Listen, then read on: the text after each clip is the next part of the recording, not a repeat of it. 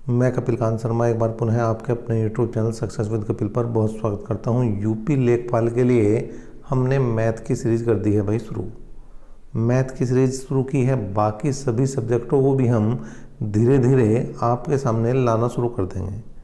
लेकिन उससे पहले हम आपको दिखाना चाहते हैं जो पेपर होता है लेखपाल का, उसमें क्या क्या चीज़ें आती हैं और किस टाइप के क्वेश्चन आते हैं और कहाँ से। ये देखिए पेपर उठाया है हमने, पेपर उठाया है उत्तर प्रदेश राजस्व विभाग लेखपाल भर्ती का पेपर हुआ था ये 13 सितंबर 2015 को। सेकंड पाली का ये पेपर था। देखिए इसमें हिंदी भी है और हिंदी के कितने क्वेश्चन हैं आप देख सकते हैं, 25 क्वेश्चन हिंदी के हैं। पहले 25 क्वेश्चन हिंदी के हैं तो अगले 25 क्वेश्चन मतलब क्वेश्चन नंबर 50 तक आप देखेंगे ये मैथ है। 50 क्वेश्चन तक मैथ है, उसके बाद जीके है। 25 ही क्वेश्चन यहाँ पर आपके जीके के हैं। तो इस प्रकार जो है 25 क्वेश्चन के साथ साथ हम पहुँच जाते हैं 75 क्वेश्चन तक, और 76 क्वेश्चन से 100 क्वेश्चन तक ग्रामीण विकास के क्वेश्चन हैं। कुल मिलाकर यहाँ पर सभी मतलब जो 4 टॉपिक हैं, हिंदी के 25 क्वेश्चन भाई, गणित के 25 क्वेश्चन भाई, जीके के 25 क्वेश्चन और 25 ही क्वेश्चन ग्रामीण परिवेश के आने हैं। चलिए हम एक पेपर देखते हैं कि किस टाइप का पेपर आया था और आपको किस लेवल की तैयारी यहाँ पर करनी होगी। मैं यहाँ पर इसके सारे के सारे आंसर भी आपको बता दूंगा और साथ ही साथ ये पेपर आपको डिस्क्रिप्शन बॉक्स में भी मिल जाएगा, आप वहाँ से भी डाउनलोड कर सकते हैं। देखिए पहला क्वेश्चन क्या था, ऊँट के मुंह में जीरा। मुहावरा है ये, यहाँ पर मुहावरे का अर्थ बताना था आपको कि ऊँट के मुंह में जीरा का क्या अर्थ है, और यहाँ पर इन्होंने दिए 4 ऑप्शन। तो ऊँट के मुंह में जीरे का मतलब आप समझते हैं डी ऑप्शन यहाँ पर बिल्कुल सही हो जाएगा। बहुत अधिक खाने वाले को बहुत कम देना। जैसे ऊँट बहुत बड़ा जानवर है लेकिन अगर जीरा गिरोगे तो क्या कोई असर होगा? कुछ भी असर नहीं होने का उसके भाई। जूते चाटना, अब जूते चाटना क्या है? खुशामद करना, चापलूसी करना, ये होता है जूते चाटना। ऐसे थोड़ा ना है कि आप जो है उसे जूतों को चाट के दिखाओगे, ये नहीं, मतलब किसी की चापलूसी करना या खुशामद करना ही क्या कहलाता है? जूते चाटना कहलाता है। काली घटा का घमंड घटा, काली घटा का घमंड घटा, इसमें आपको बताना है क्या कौन सा अलंकार है। तो यहाँ पर यमक अलंकार है। घटा घटा शब्द यहाँ पर 2 बार आया है, ठीक है, लेकिन दोनों का अर्थ यहाँ पर अलग है। एक बार घटा का मतलब कम है और एक बार घटा का मतलब जो बादल वाली घटा है उसका है। यहाँ पर अखियाँ हरि दर्शन की भूखी, कैसे रहे रूप रस राची, ए बतिया सुनी रूखी। उपयुक्त पंक्तियों में कौन सा रस है? तो यहाँ पर रस की अगर मैं बात करूँ तो यहाँ पर वियोग रस है। नेक्स्ट है निम्नलिखित शब्दों में तद्भव शब्द का चयन कीजिए। तद्भव, तद माने उससे, भव माने उत्पन्न हुआ, जो उससे उत्पन्न हुआ है वो हमें शब्द बताना है। तो यहाँ पर क्या हो जाएगा भाई? डी ऑप्शन यहाँ पर सही हो जाएगा, ठीक है। नेक्स्ट है उदय शब्द का विलोम क्या है? उदय का शब्द का विलोम अस्त हो जाएगा भाई। उदय सूर्य उदय, सूर्यास्त, तो अस्त जो है उसका वो क्या है? विलोम शब्द है। तत्सम बताना, तत् माने उससे, सम माने समान, जो उसके समान है। किसके? संस्कृत के समान, क्योंकि संस्कृत से पैदा होते हैं। तो यहाँ पर ये देख लीजिए कि आपको संस्कृत जैसा शब्द कौन सा दिख रहा है। संस्कृत का शब्द केवल निकृष्ट लगा है, बाकी तो सब आप देख सकते हैं हिंदी के। और तद्भव क्या? तद्भव वो होता है जो संस्कृत से परिवर्तित होकर हिंदी में आए। बाकी देख सकते हैं आप सारे संस्कृत के जैसे लग रहे थे यहाँ पर। नेक्स्ट है क्वेश्चन नंबर 8, निम्नलिखित में किस वाक्य में भविष्यकाल है? भविष्यकाल कौन से में है ये आपको बताना है। तो यहाँ पर देखें बी ऑप्शन की तरफ देखें, मैं आपकी प्रतीक्षा करूँगा। करूँगा मतलब अभी भविष्य में ये काम होने वाला है, वह अगले साल आएगा। इस वाक्य में कौन सा कारक है? तो इस बार कारक बताना है, तो अधिकरण कारक है, ठीक है। नेक्स्ट है क्वेश्चन, निम्नलिखित वाक्य में मोटे छपे शब्द की शुद्ध वर्तनी कौन सी है? तो यहाँ अत्याधिक है, और अत्याधिक के लिए यहाँ पर देखिए 4 ऑप्शन आपके लिए यहाँ पर दिए गए हैं। तो अत्याधिक का मतलब डी ऑप्शन इसका यहाँ पर शुद्ध वर्तनी हो जाएगी। त्रिवेणी शब्द में कौन सा समास है? त्रिवेणी, त्रिवेणी शब्द में कौन सा समास है? तो यहाँ पर दिगु है, 3 जहाँ पर 3 शब्द आ गए हैं, जहाँ पर संख्यावाची शब्द होता है वहाँ पर क्या होता है भाई, द्विगु समास होता है। नेक्स्ट है विद्वान शब्द का स्त्रीलिंग क्या होगा। देखिए बड़ा इंपॉर्टेंट है, विद्वान शब्द इसी परीक्षा में नहीं कई परीक्षाओं में पूछा गया है, तो ये विदुषी जो है वो बिल्कुल सही यहाँ पर ऑप्शन हो जाएगा। नेक्स्ट क्वेश्चन की तरफ बढ़ते हैं। चाकू शब्द का बहुवचन क्या होगा। चाकू शब्द का बहुवचन नहीं होता, चाकू ही होता है। ठीक है जी। नेक्स्ट है निम्नलिखित वाक्यों में रिक्त स्थान में क्या आएगा। माता जी को यहाँ पर क्या शुभाकांक्षा या प्रणाम या स्नेह या आशीर्वाद, तो माता जी को आप प्रणाम करोगे, बड़ों को प्रणाम करोगे, और बाकी ये सारी चीज़ें बड़े छोटों के लिए करते हैं। नेक्स्ट है ऐसा व्यक्ति जिसके आने का दिन और समय पहले से निश्चित नहीं होता तो सभी जानते हैं उसे क्या कहते हैं, अतिथि। जिसके आने की तिथि या समय कुछ भी निश्चित ना हो वही क्या हो जाता है, अतिथि हो जाता है भाई। स्वच्छ शब्द का पर्यायवाची शब्द क्या है। स्वच्छ का बताना है, स्वच्छ का मतलब यहाँ पर निर्मल हो जाएगा, पर्यायवाची बताना है। नेक्स्ट है निम्नलिखित प्रश्नों में अनेकार्थी शब्द दिए गए हैं, एक अर्थ शब्द के साथ ही लिखा है, दूसरा अर्थ बताइए। तो एक जो यहाँ पर दिया गया है उसके अलावा दूसरा क्या अर्थ बनेगा ये बताना है। प्रमत्त का यहाँ स्वेच्छाचारी दिया गया है और दूसरा बनता है उन्मत्त। नेक्स्ट क्वेश्चन की अगर बात करें, क्वेश्चन नंबर 18 है, तो यहाँ पर कनक का मतलब धतूरा और दूसरे कनक का, इसका तो सभी को पता होना चाहिए। कनक कनकते सोगुनी मादकता अधिकाय में आप पढ़ चुके हैं, तो वहाँ पर एक कनक का मतलब धतूरा और दूसरे का सोना होता है। सोना जो गहने वाला सोना है उसकी बात है भाई। नेक्स्ट है क्वेश्चन नंबर 19, रीति अनुसार शब्द का संधि विच्छेद क्या होगा। क्या इसका संधि विच्छेद होगा ये आपको बताना है, रीति प्लस अनुसार। इस नेक्स्ट क्वेश्चन की अगर मैं बात करूं तो क्वेश्चन नंबर 20 और 21 के लिए इन्होंने दिया गया है निम्नलिखित वाक्यों में से कुछ त्रुटियां हैं, त्रुटि वाले वाक्य के जिस भाग में त्रुटि है उसके अनुरूप आपको उत्तर देना है, और अगर त्रुटि नहीं है तो डी लिखना है। मुझे कल 2 किलो लीची खरीदने हैं। ठीक है, तो बताइए इसमें कौन से भाग में त्रुटि लगी है। ठीक है, तो मुझे कल 2 किलो लीची खरीदनी है, तो इसका सी ऑप्शन यहाँ पर सी ऑप्शन में लीची खरीदने हैं की जगह लीची खरीदनी है होना चाहिए था। नेक्स्ट है अपने अपने किताबें बस्ते में डाल लो, अपनी अपनी होना चाहिए भाई, अपनी अपनी होना चाहिए या नहीं, अपनी अपनी किताबें बस्ते में डाल लो। नेक्स्ट निम्नलिखित वाक्यों में शुद्ध वाक्य बताना है, तो शुद्ध कौन सा है यहाँ पर। क्वेश्चन नंबर 22 में यहाँ पर शुद्ध होगा डी ऑप्शन, वह प्रमाण सहित अपनी बात बताएगा। नेक्स्ट है क्वेश्चन नंबर 23 में भी आपको क्या बताना है भाई, शुद्ध वाक्य ही बताना है, और उसका ए ऑप्शन ही सही है, वह एक विदुषी महिला थी। नेक्स्ट है निम्नलिखित वाक्यों के लिए एक शब्द चुनिए, एक शब्द चुनना है आपको। किसी की सहायता करने वाला क्या कहलाता है, किसी की सहायता करने वाला सहायक कहलाएगा, और भला चाहने वाला कौन होता है, भला चाहने वाला हितैषी होता है। जैसे मैं आपका हितैषी हूँ और मैं ये चाहता हूँ कि आप लोगों की लग जाए भैया नौकरी। अब यहाँ पर देखिए जो गणित के क्वेश्चन हैं उनके यहाँ पर मैं आपको केवल आंसर बताऊँगा। अगर आपको सॉल्यूशन चाहिए तो आप कमेंट बॉक्स में जाइए, कमेंट करें और आपको उसका सॉल्यूशन भी भाई मिल जाएगा। देखिए क्वेश्चन नंबर 26 है, एक त्रिभुज की तीनों भुजाओं की लंबाइयाँ क्रमशः 35, 40 और 45 है, तो त्रिभुज का क्षेत्रफल बताना है, तो यहाँ पर इसका बी ऑप्शन सही हो जाएगा। नेक्स्ट क्वेश्चन की बात करते हैं। यहाँ पर देखिए क्या माध्यिका निकालनी है आपको, इस क्वेश्चन में निकालनी है आपको माध्यिका, तो माध्यिका निकालने के लिए आप फॉर्मूला लगाइए और डी उत्तर यहाँ पर पाइए। नेक्स्ट है यदि एक त्रिभुज की भुजाएं 3:4:5 के अनुपात में है और उनका क्षेत्रफल 216 है, तो त्रिभुज का परिणाम क्या होगा, परिमाप क्या होगा ये बताना है आपको। क्वेश्चन नंबर अगर मैं बात करूं 28 की, तो यहाँ पर सी ऑप्शन इसका सही हो जाएगा 72। नेक्स्ट क्वेश्चन की बात करते हैं। यहाँ पर है रघु ने 1200 किलोमीटर यात्रा हवाई जहाज से तय की जो उसकी कुल यात्रा का 2/5 भाग थी।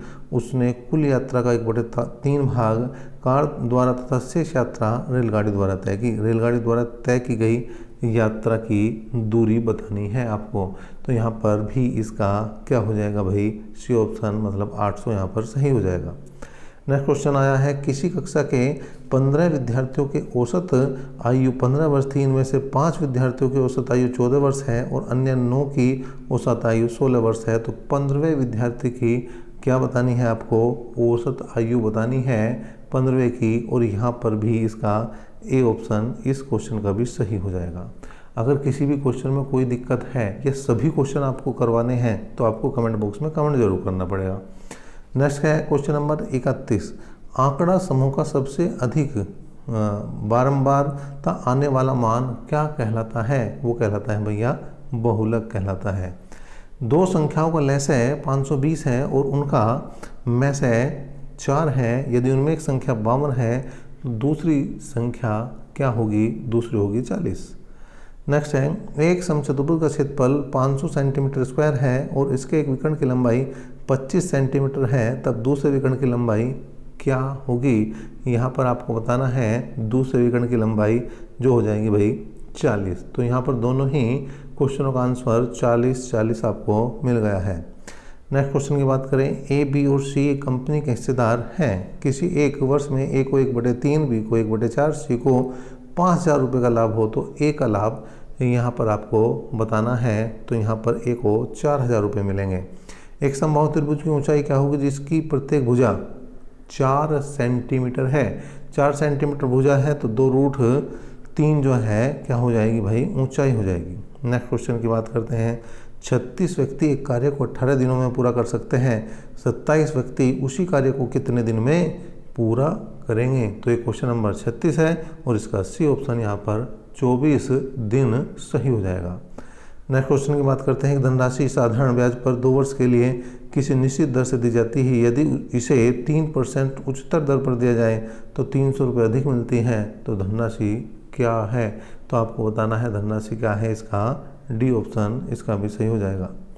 नेक्स्ट क्वेश्चन की बात करते हैं, यदि किसी भिन्न के हर में 1 जोड़ा जाता है तो भिन्न का 1/2 हो जाता है। यदि भिन्न के अंश में 1 जोड़ा जाता है तो भिन्न 1 हो जाती है। भिन्न के अंश और हर का योगफल क्या है? योगफल होगा भाई यहाँ पर ए ऑप्शन यहाँ पर सही हो जाएगा 5। 720 मिठाइयाँ बच्चों में बराबर बराबर इस प्रकार बांटी जाती हैं कि प्रत्येक बच्चे को मिली मिठाइयों की संख्या बच्चों की कुल संख्या के 20% के बराबर हो तो प्रत्येक बच्चे को कितनी मिठाइयाँ मिली हैं? ये आपके सामने क्वेश्चन नंबर 39 है और इसका बी ऑप्शन सही हो जाएगा। नेक्स्ट क्वेश्चन की बात करते हैं, वह छोटे से छोटी संख्या जिसे 512 से गुणा करने पर गुणनफल पूर्ण घन हो जाए तो वो क्या है भाई, डी ऑप्शन इसका भी सही है। 8 इसका उत्तर यहाँ पर बन जाएगा। नेक्स्ट है, 3 भिन्न पात्रों में भिन्न भिन्न मात्राओं के दूध और जल के मिश्रण है जिनकी माप 403, 434 और 465 है।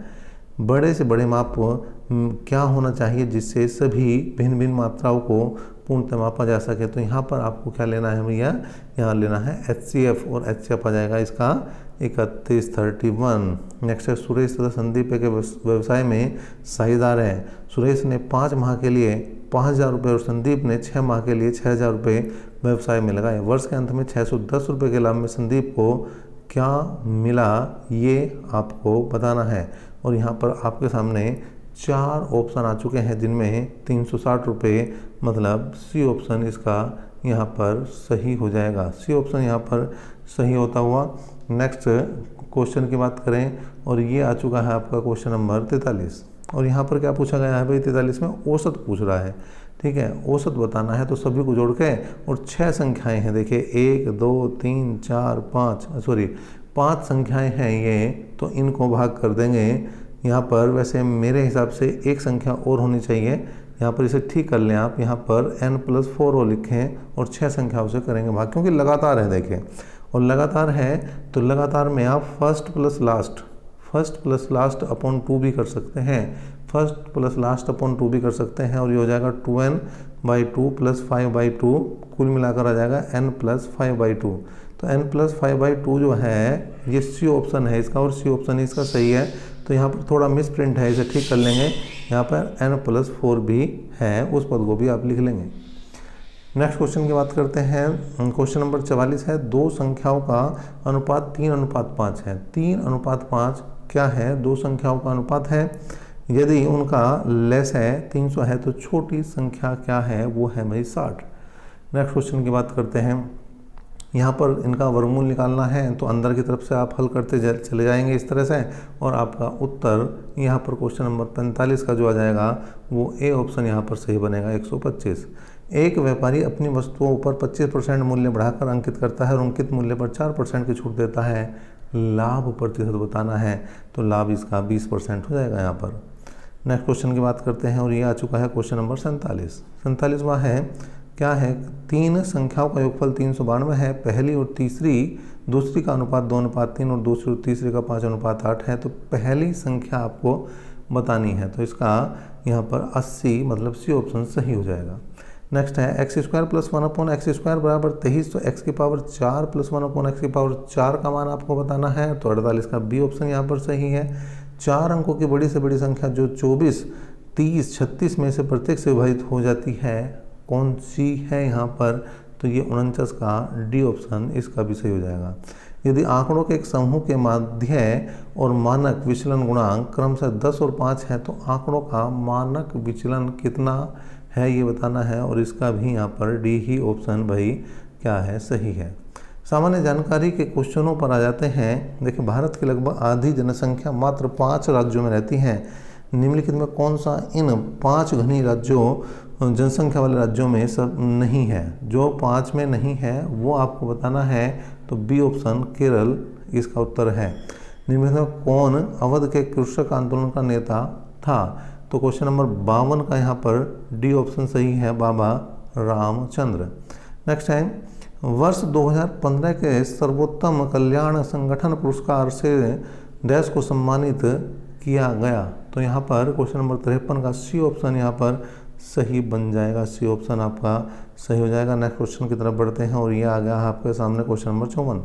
निम्नलिखित में किसको लोकनायक के रूप में जाना जाता है? लोकनायक आप सभी जानते हैं जयप्रकाश नारायण लोकनायक कहलाते हैं। निम्नलिखित में कौन वर्तमान में विश्व बैंक का अध्यक्ष है? तो ये 2015 की बात है भाई, अब की बात नहीं है। 2015 का पेपर है, आप देख सकते हैं, पहले ही बता दिया गया आपको 2015, तो उसी के अनुसार इसका डी ऑप्शन सही हो जाएगा। नेक्स्ट क्वेश्चन की बात करते हैं। अशोक के आक्रमण के दौरान कलिंग मतलब पूर्वी प्रांत की राजधानी कौन सी थी? तो क्वेश्चन नंबर अगर मैं 56 की बात करूँ तो यहाँ पर सी ऑप्शन सही हो जाएगा, तोशली। नेक्स्ट है, यांत्रिक ऊर्जा को वैद्युत ऊर्जा में रूपांतरित करने के लिए किसका प्रयोग किया जाता है? तो डायनमो का प्रयोग किया जाता है। ट्रैक्टरों में डायनमो लगता है, उसी की बात चल रही है। मशरूम किसके उदाहरण है? मशरूम किसका उदाहरण है? तो मशरूम जो है यहाँ पर कवक का उदाहरण है। निम्नलिखित में कौन से देश का संसार में धान उत्पादन में दूसरा स्थान है? दूसरा स्थान भाई भारत का है। नेक्स्ट है, भारत में पंचायती राज स्थापित करने वाले प्रथम 2 राज्य कौन से थे? देखें, राजस्थान का सभी को पता है, तो उसने क्या किया, हर ऑप्शन में आपको राजस्थान दिया है। अब दूसरा छाड़ना, तो उसका अगर दूसरे का पता है आपको तो बात बन जाएगी, और दूसरा ये ऑप्शन यहाँ पर सही है, आंध्र प्रदेश। नेक्स्ट देखते हैं भाई, हाल ही में किस देश ने नए WU-14 अतिध्वनिक स्ट्राइक यान का चौथा सफल परीक्षण किया, जो परमाणु अस्त्र प्रदान करने में सक्षम है? तो क्वेश्चन नंबर 61 की अगर मैं बात करूं तो यहाँ पर ए ऑप्शन सही है। भारत ने पृथ्वी की सतह का कितना % घेरा हुआ है? मतलब ज़मीन भारत के पास टोटल विश्व की कितनी है? तो यहाँ पर 2.4 है। नेक्स्ट है, दिल्ली मेट्रो को अपनी प्रथम ड्राइवर रहित रेलगाड़ी किस देश से प्राप्त हुई थी? तो ये क्वेश्चन नंबर 63 जो है उसका ए ऑप्शन सही है, दक्षिण कोरिया से। नेक्स्ट है, 15 मार्च 2015 को badminton championship Swiss grand prix gold का विजेता कौन था भाई? तो यहाँ पर क्वेश्चन नंबर 64 की अगर मैं बात करूँ तो डी ऑप्शन इसका सही हो जाएगा। कामनी, हेमवती और अमरावती कौन सी नदी की सहायक नदियाँ हैं? तो क्वेश्चन नंबर 65 का यहाँ पर बी कावेरी की ये सहायक नदियाँ हैं। नेक्स्ट बात करते हैं, समान प्रावस्था में कंपायमान माध्यम से के किन्हीं 2 सबसे निकटतम कणों के बीच की दूरी को क्या कहा जाता है? तो यहाँ पर डी ऑप्शन तरंग दैर्घ्य कहा जाता है। शहरों के बाहर आर्थिक सुअवसर बनाने के लिए डैश मॉडल शहरी आधारभूत संरचना और सेवाएं ग्रामीण केंद्रों में स्थापित करने का प्रस्ताव रखा है। तो यहाँ पर 67 का ए पूरा जो है इसका प्रस्ताव रखा गया है।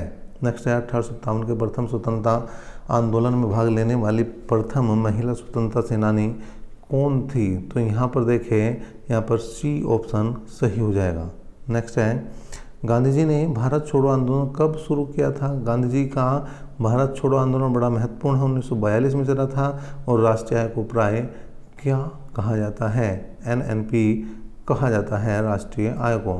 नेक्स्ट है गदर क्रांति आरंभ होने का सबसे प्रमुख कारण क्या था? तो गदर क्रांति आरंभ होने का सबसे प्रमुख कारण डी ऑप्शन प्रथम विश्व युद्ध था।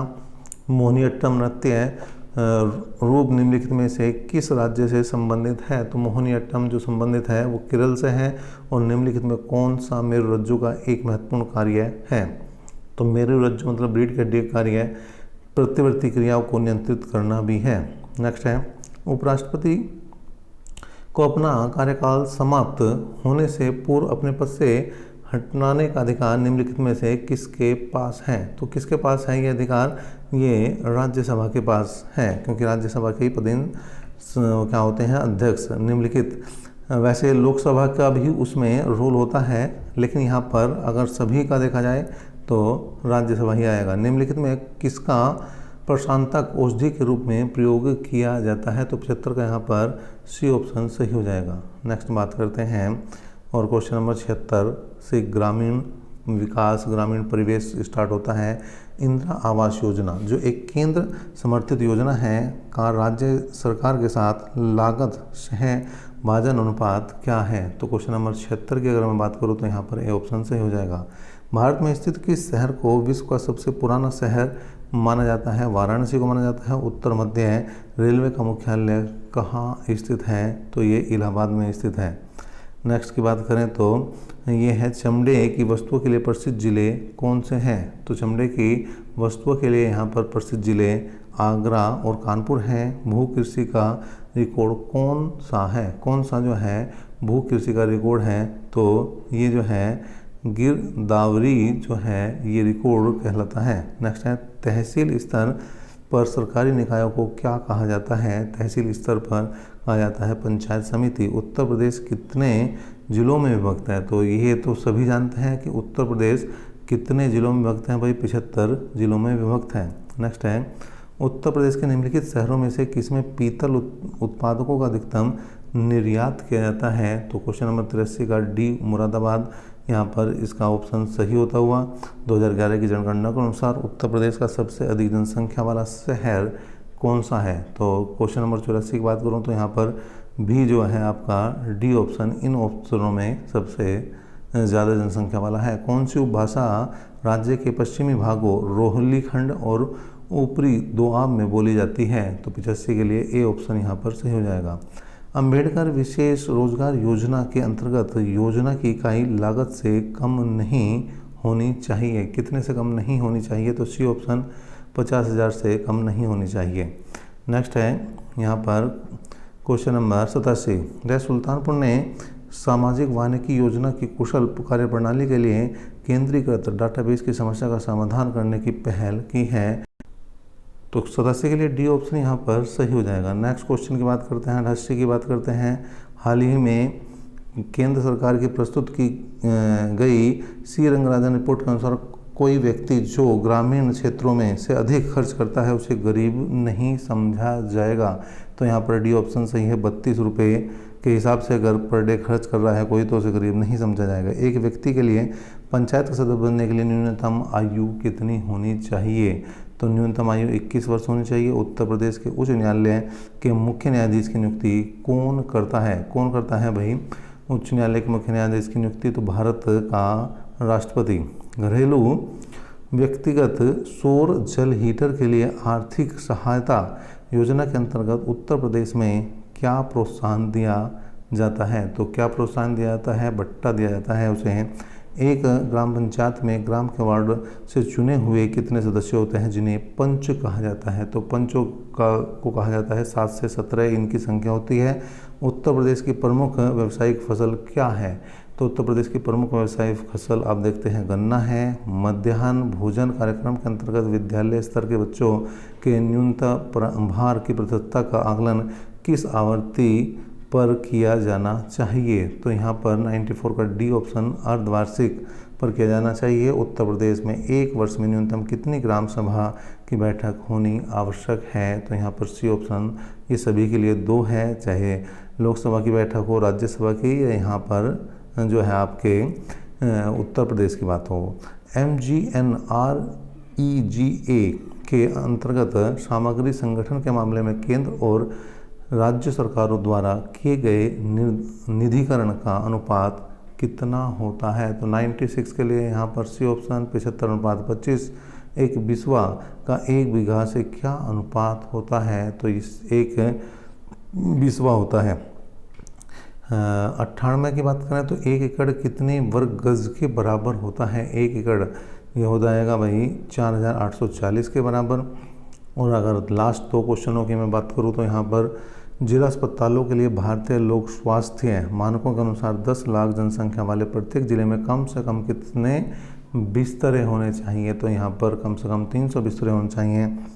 और NREGP का पूर्ण रूप क्या है? तो यहाँ पर ये बी ऑप्शन राष्ट्रीय ग्रामीण रोजगार गारंटी कार्यक्रम इसका सही उत्तर है। तो ये पूरा आपने देखा है। पेपर कब का पेपर था? ये 2015 में ये पेपर आया था आपका 13 सितंबर 2015 को। तो आगे भी हम इस टाइप के पेपर लाते रहेंगे। और अगर आपको मैथ का पूरा सॉल्यूशन चाहिए तो आप जो है कमेंट बॉक्स में कमेंट कर दें। अभी तक के लिए इतना ही। नेक्स्ट वीडियो तक के लिए, नेक्स्ट क्लास तक के लिए बने रहें हमारे साथ। तब तक के लिए धन्यवाद।